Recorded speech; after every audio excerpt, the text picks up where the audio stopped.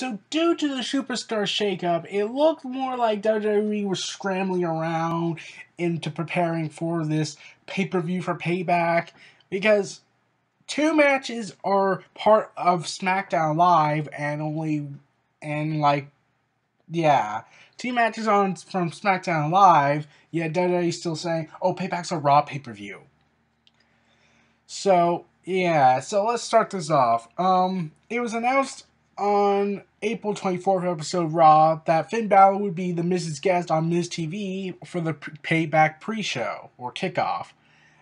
Um, yeah, this was my worry when the Miz was sent to Raw because I felt like the Miz wouldn't be treated like the one we saw on SmackDown Live, and it looked like they were going to do a SmackDown Live. They were going to do an Intercontinental Championship match, which didn't happen between him and Dean Ambrose, but it looks like they're saving that for a later pay-per-view or a later match. And now Finn Balor is being a guest on this, which is also kind of insulting. Like, they have virtually nothing for him. So, yeah, Miz, like, it looks like he's back where he started before the draft. But I'm willing to wait this out, but my pessimistic attitude is saying that he's in danger. And Finn Balor being a guest on there and being on the pre-show is also bittersweet because I get why they have no one to fight Finn Balor yet. Like, they're hinting at Bray Wyatt versus Finn Balor, and it has been reported that's the next plan for Bray Wyatt. But Bray Wyatt is too concentrated with Randy Orton, and they can't have Samoa Joe because Seth Rollins is fighting him. So they're really stuck.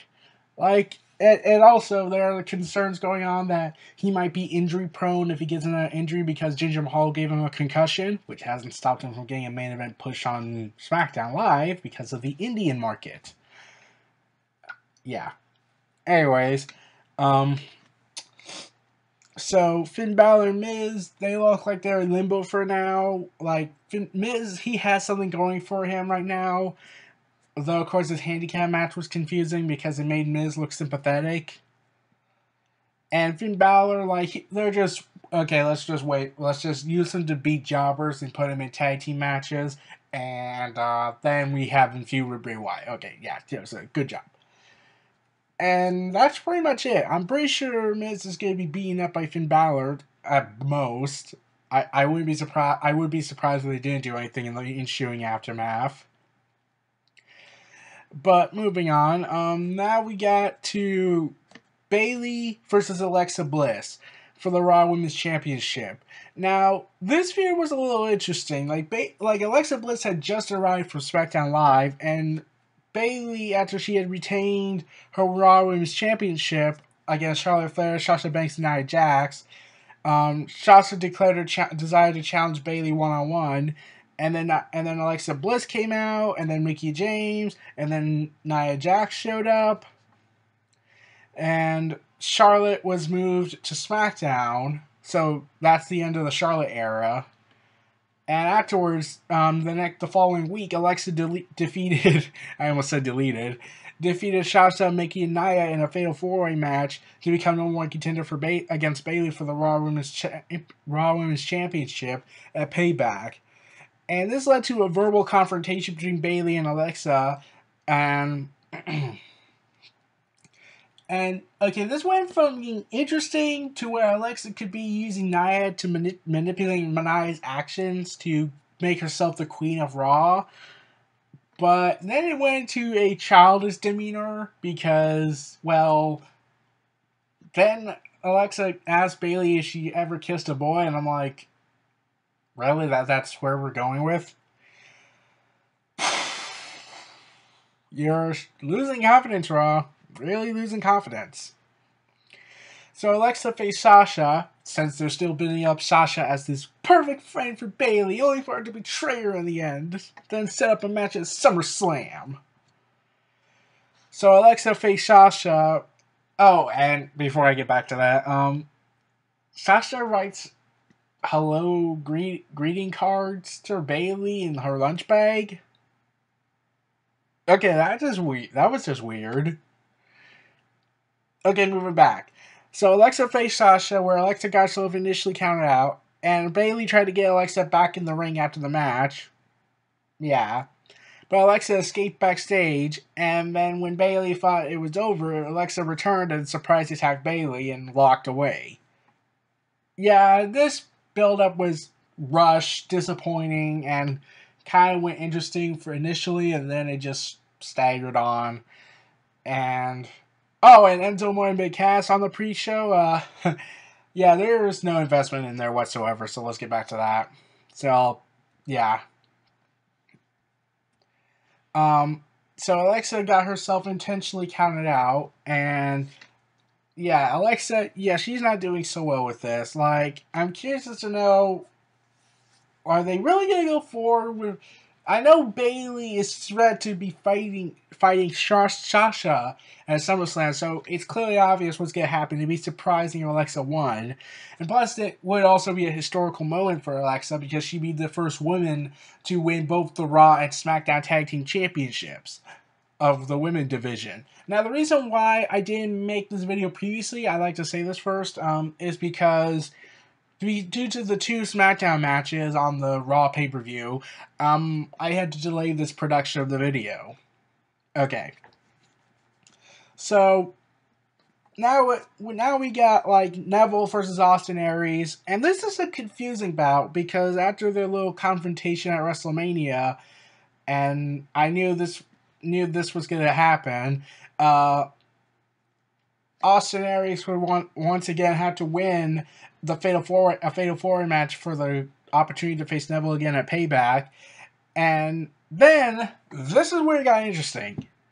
Neville's backstage interview was interrupted by TJ Perkins, who claimed that he could defeat Neville for the title. Neville then told Perkins that he was being overlooked and others, like Aries, were being given opportunities. He also told Perkins that he had respect for him. Yeah, Aries then appeared and said Neville was lying, but Perkins walked away without saying anything. And then, after Perkins defeated Aries, Perkins aligned with Neville and attacked Austin Aries, turning heel. And I'm thinking, why?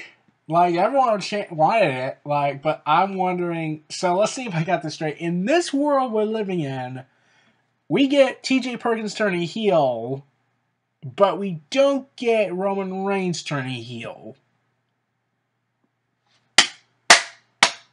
Okay, yeah, and the fans were chanting at Perkins saying, "You still suck! You still suck!" And I'm thinking, yeah, most of them did not watch the Cruiserweight Classic. If they did, they'd be changing their opinion. They would just blame the booking, not just say, "Oh, Perkins sucks. He's not," because there are 2 reasons. One, they're casual fans, and therefore they don't know what happened at the Cruiserweight Classic, no matter how many times the announcers have to plug it in. In fact, they kind of stopped doing that, surprisingly. They would just plug in something to death. And Perkins' talent would not be able to be utilized to the fullest because the Cruiserweight division is what the Divas division was back then. Just, filler, bathroom break. So really, people are hating Perkins because he's too nice. That and the video game nerd gimmick, and he still keeps doing that gimmick despite being a heel, so yeah, I'm wondering why. So, yeah, on April 18th, episode 205 Live, Aries defeated Perkins, but after the match, Perkins and Neville teamed up on Aries, and on the following Raw afterwards, Aries and gentleman Jack Gallagher teamed up and defeated Neville and Perkins. Yeah, Jack Gallagher has also got involved in this feud. It looked like it was going to build up to a pre-show match between Perkins and Gallagher, but nothing materialized. They had a match once, and it was a clunker, so I don't know what's going to happen with that. So, we're at that yard again. Hope something happens with Perkins' heel run, but so far it doesn't look well. Now let's get to the Hardy Boys versus Cesaro and Sheamus. Or the Hardy Boys with a slightly broken gimmick versus Cesaro and Sheamus. Now, after WrestleMania 33, we were hinted that the Hardys would become broken. And Matt started doing the broken gestures, like he spreads his hands out and then does the delete throw with his arm. And it's just so fun to see him do Easter egg moments with it. But it has been reported that WWE is trying to get the broken gimmick onto there by paying a huge amount of money to TNA and the Impact Wrestling owners. That is known as "fuck the owl" movement. But moving on. But now it looks like the Hardy Boys might be becoming the broken gimmick if TNA's owners agreed to this deal. I don't know why I keep calling him TNA. I think it's because since I've known him as that company for all these years, I'm just ingrained into my mind. So, afterwards, after WrestleMania, former champions Luke Gallows and Carl Anderson invoked their rematch clause, but were unsuccessful. Later in the show, Cesaro and Sheamus defeated Enzo and Big Cass to become #1 contenders for the tag team titles. The following week, the championship match was confirmed for Payback. Also on that episode of Raw, the Hardys teamed up with Cesaro and Sheamus, where they defeated Gallows and Anderson and the Shining Stars, who are now on SmackDown as Primo and Epico. So at least SmackDown doing slightly somewhat right with them. And then on April 17th, we got a match from Jeff Hardy and Cesaro, which they kept saying was a dream match, but I kind of gotta be honest, I never got that vibe. Yeah, I never got a Jeff Hardy Cesaro dream match out of it. I just thought, okay, that's an interesting matchup, but like a dream match? Like some people were saying it was. I never saw. Not until that match actually happened, I never saw a comment saying, oh, this match has to happen. Get this match started. I could be wrong, and I might have missed it, but I never saw a we want Jeff versus Cesaro. Personally, my Cesaro dream match is against Vince McMahon. However, circumstances prevent that from happening. The one reason is the fact that Vince McMahon is 70 years old and he's already messed up in the head enough as it is. So, afterwards, they shook hands out of respect, and it looked like this was going to be a respectful feud between them. And then the following week, Matt defeated Sheamus after Sheamus got distracted by Jeff, who Sheamus had shoved outside of the ring. And after the match, the Hardys reluctantly shook hands with Cesaro and Sheamus. So, is this building up to an eventual explosion with Cesaro and Sheamus turning heel? Because this actually would make sense to me. Like, if the Hardys do turn broken, I hope, they need a competitor to fight. Like, the Shining Stars are gone, and really, who cares about them on Raw? Let's see. Gallows and Anderson are trying to be built back up. So, I would like to see a Final Deletion match between Cesaro and Sheamus versus the Hardys, because that would honestly be awesome. Though, of course, they would have to come up with a creative name if Matt Hardy's going to be involved in the process. So, we'll have to see what happens then. So, if the Cesaro and Sheamus do turn heel, a lot of fans are going to be pissed off that Cesaro turned to the dark side because everyone loves Cesaro, and at the same time I would think that, oh, this is just Vince McMahon trying to squash that Cesaro popularity because Cesaro is boring to me. I'm still iffy about that whole comment. Like, this isn't like a rumor report or whatnot. Vince said it himself. Oh, I think they're boring. Oh, I think he's boring. Yeah, I think he's boring. He doesn't have the it factor. He said this on our Stone Cold podcast. And I'm thinking, do you not see the Cesaro section signs out there? Like, I see thousands of them. And everyone loved the swing, which you took away for a while. So, yeah. Now we get to Seth Rollins versus Samoa Joe. After the injury attack happened regarding Samoa Joe's ring roster debut, injuring Seth Rollins and almost keeping him from competing. However, afterwards, Rollins defeated Triple H and, by extension, struck Stephanie McMahon into a table by using Triple H as a weapon. And Rollins teamed up with a returning Finn Balor and the two defeated Joe and Kevin Owens.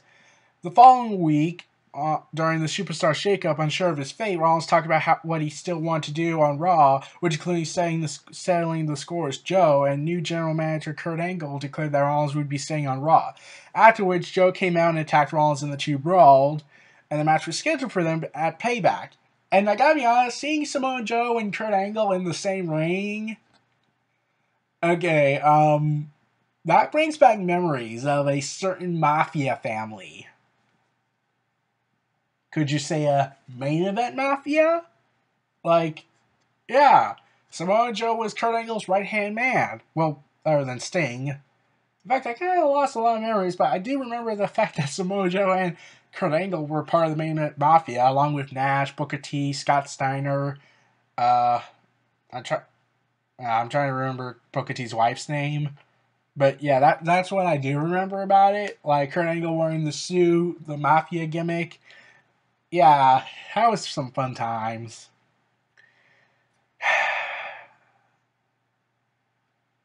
But anyways, back to the future or the present. The two start on the final Raw. The two traded barbs on the following Raw, and on the final Raw, Rollins, Enzo Amore, and Big Cass were scheduled to face Luke Gallows, Carl Anderson, and Joe. And interestingly, Samoa Joe and the Club did the too sweet gesture. So am I thinking? So wait, are we gonna get Balor Club with Samoa Joe? Because that actually would be kind of cool. However, after Gallows and Anderson attacked Enzo, taking him out of the match, Enzo was subsequently replaced by Finn Balor and teamed with Rollins and Cass. Which was a little surprising because I would think they would bring up... And here's the interesting part about that match. They never talked about their past. Like Gallows Anderson and Enzo, the commentators never... Gallows Anderson and Finn Balor, the commentators never addressed the past. They never talked about it.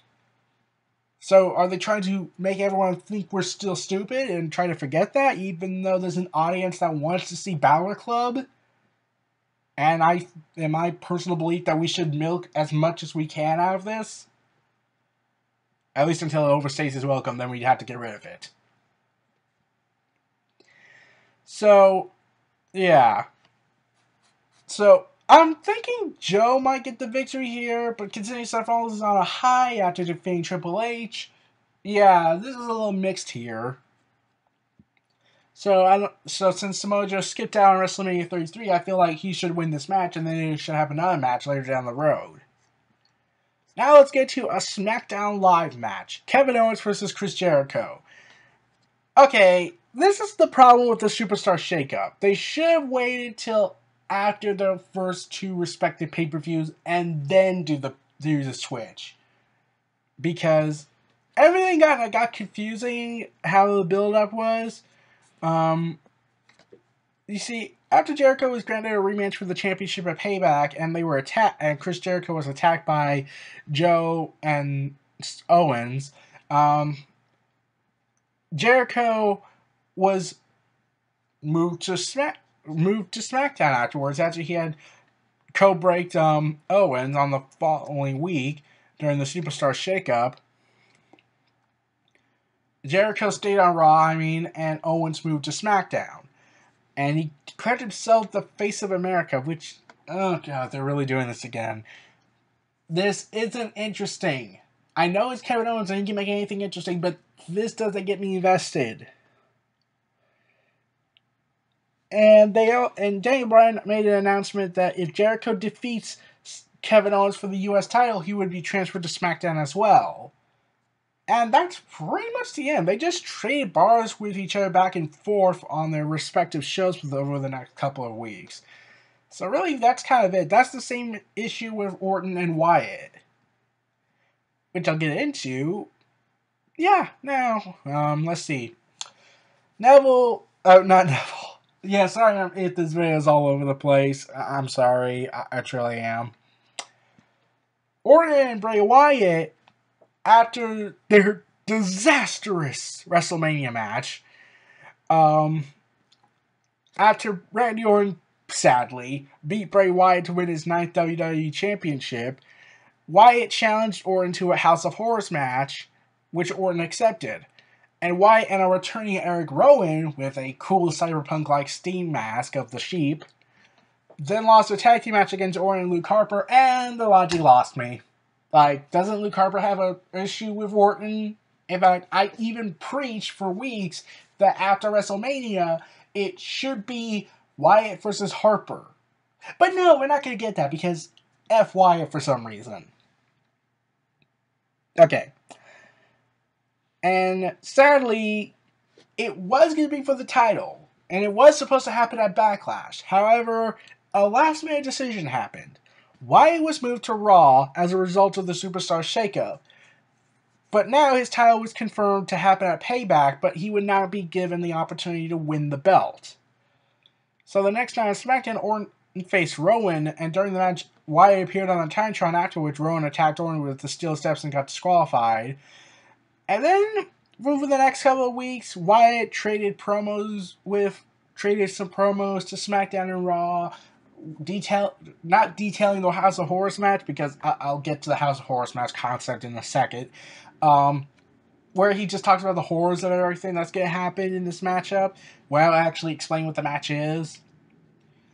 And that's pretty much it. Warren just says it's going to be Wyatt's Eternal Damnation. Now, let me get to the two problems with this. It's the House of Horrors match concept itself. What is it? Yeah, what's the match? Like, what kind of match is this? Like, they never explained it. They never described it. Like, I get it, they have a mystery here, and they're trying to build it up. I get that. However, a survey came out where WWE asked the fans, what would you like to see in the House of Horrors match?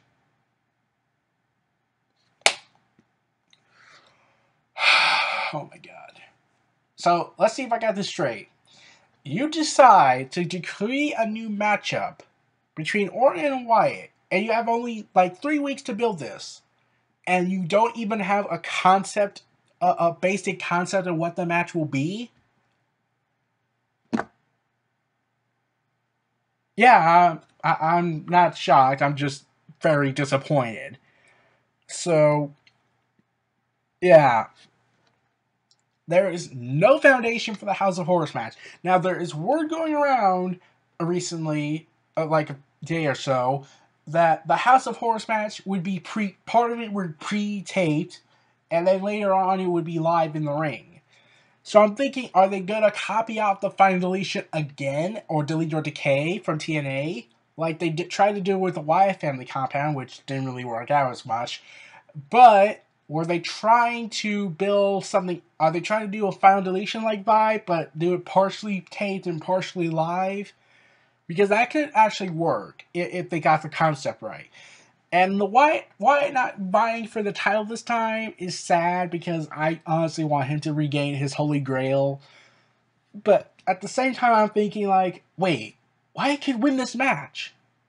He doesn't have to get the title. He can beat Orton without getting the title, so Wyatt could still win in this match. He has a chance. If the title was on the line, then it would have been predictable as always, because Orton would win, Wyatt would be weak, and go move on to lose to Finn Balor, and go back to where he started as a main event jobber. And Orton would move on to fight Jinder Mahal at Backlash for the SmackDown WWE Championship. Yeah, I'm not kidding about that. Like, Jinder Mahal's #1 contender.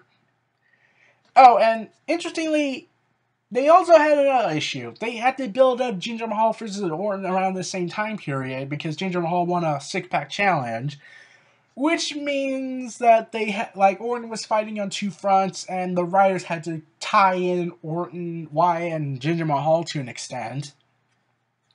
Oh, and Jinder Mahal stole the WWE title, which will probably be their cop-out excuse to say, oh, that's why the title's not on the line, because he doesn't have the title with him.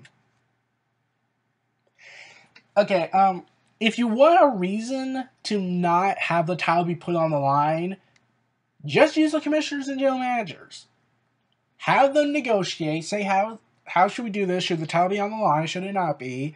And then Kurt Angle could counter saying that since Brock Lesnar is since we still have our Universal Champion, that means the title can't be on the line, and Daniel Bryan would agree to it. Like, they could just do that. But no, we have to do the stupid route. Because the writing team's written by monkeys. So, yeah, that's a complete and utter disaster waiting to happen.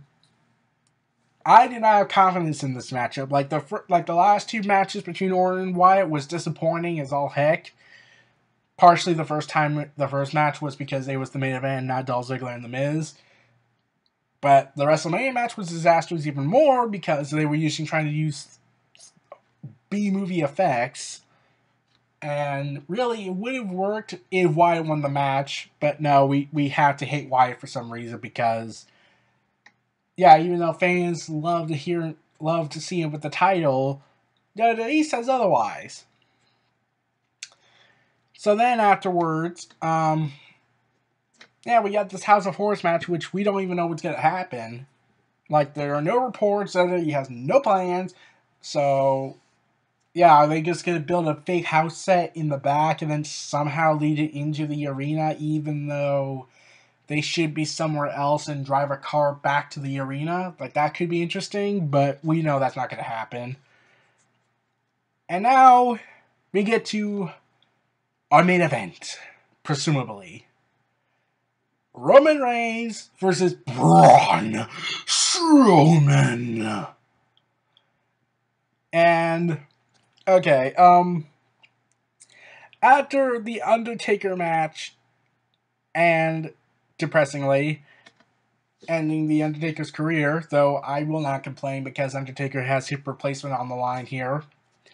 Strowman reignited his feud with Roman Reigns the following week after the week of Raw after WrestleMania, where he brutally attacked Reigns during an interview where Roman Reigns was talking about how he respects the dead man, even though really he should just disrespect the Undertaker in this interview in order to cement him as a heel.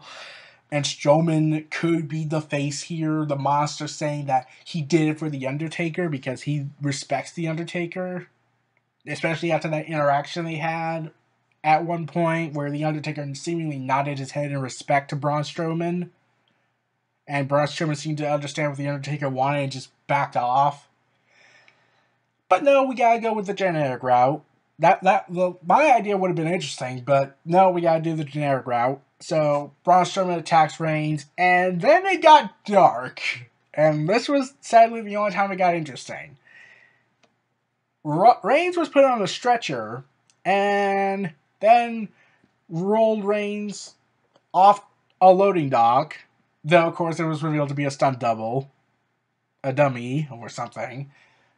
Like, yeah, I knew, yeah, that's a dummy. They just put a fake dummy there and then just switched the scene again. And then afterwards, Braun Strowman flipped over an ambulance that Reigns was put in. Though, of course, we see a scene where Reigns gets out of there. So, yeah, and fans were chanting, "You deserved it! You deserved it!" So, yeah, fans basically were cheering that Braun Strowman basically attempted murder.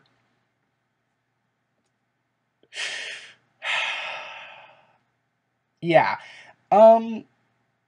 Yeah, and then there were comments I found on YouTube, which I said was a huge mistake to look after because that was a complete disaster, where someone says that they hope Roman Reigns and his, quote, waste of space daughter gets shot. Okay, I said it before and I'll say it again. You can hate the character, you can hate the company for booking him like this, you can hate the character for all this, you can even have a personal disdain for Reigns for his "I'm just a guy getting rich" interview he conducted 2 years ago. But never wish he died.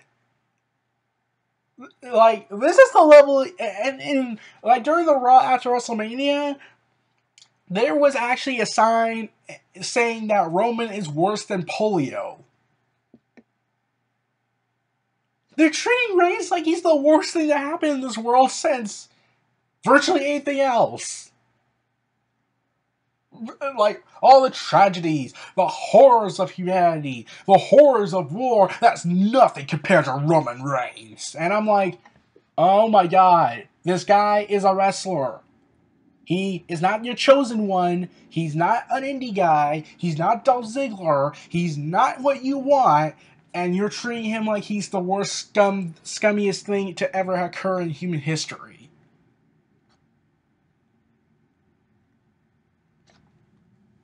Oh my god.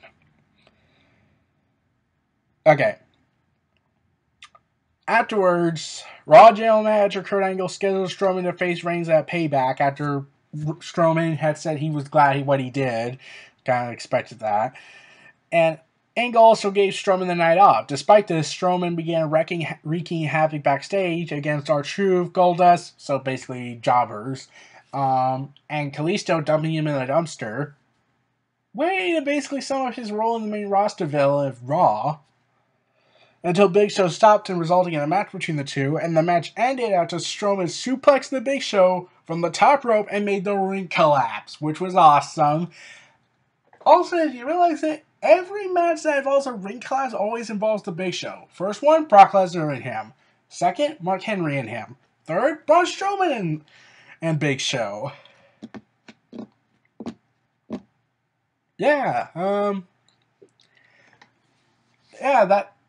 Like they rarely do, but I would think they would do it almost all the time, or with every super heavyweight guy to make the vibe more interesting and use it for a cheap effect to highlight Raw. And surprisingly, Roman Reigns did not show up at all. You would expect Vince to book Reigns on the show. And the second week after Reigns was gone, he did show up again on the final Raw. Kalisto challenged Strowman to a dumpster match, which, okay, the match sucked, but surprisingly, Kalisto got a clean win. Yeah, I was expecting either Strowman to destroy Kalisto or Roman Reigns makes the save.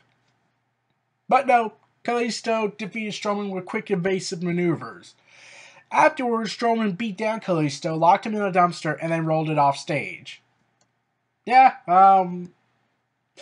and fans didn't really cheer much. They weren't even booing. They were more like, oh god, can you please get back to killing Roman Reigns? Yeah, like, I think that's a problem. Like, Strowman seems to be only getting cheered if he tries to massacre Roman Reigns to death. And nothing else happens. Even if he did, like, except for the ring implosion, because everyone loves the ring imploding, since it's a rarity. They don't seem to actually care about Strowman in terms of everything else. Like, yeah, I'm pretty sure a lot of people like Strowman, but they don't find anything interesting about him other than a big generic monster that is very fast for his size and does surprisingly some cool moves that should be impossible for his size. But, yeah, he only seems to get a pop from the crowd if Roman Reigns is involved.